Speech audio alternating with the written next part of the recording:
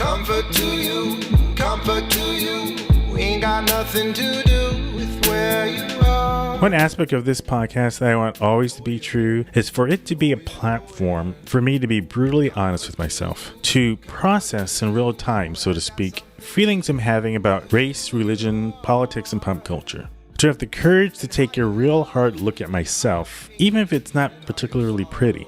My hope is that in doing so, others will have the courage to do the same. And in the spirit of that directive, I can't help but ask myself, why, Ron? Why are you letting this insipid review get to you? Why do you give a shit what Ben Shapiro thinks?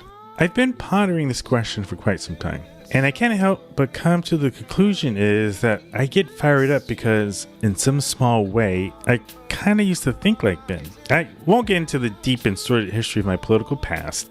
If you're really interested, you can read my book, which comes out in a little bit. But suffice to say, there was a time in my life when I had more of a conservative leaning. And I would have some of the similar mindsets about race relations that some conservative black people have today. I was never as flippant or unsympathetic or callous as Candace Owens or even Ben Shapiro.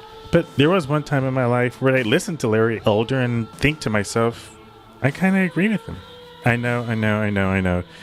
Like I said, read the book.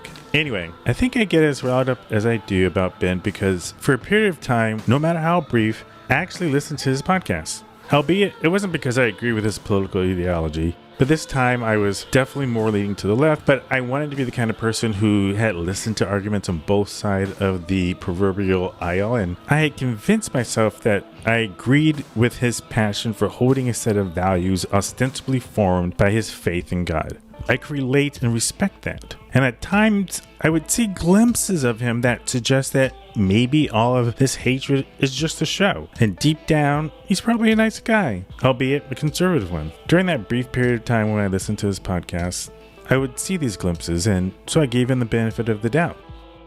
And for me personally, it makes me feel a bit of shame now that I think back on it.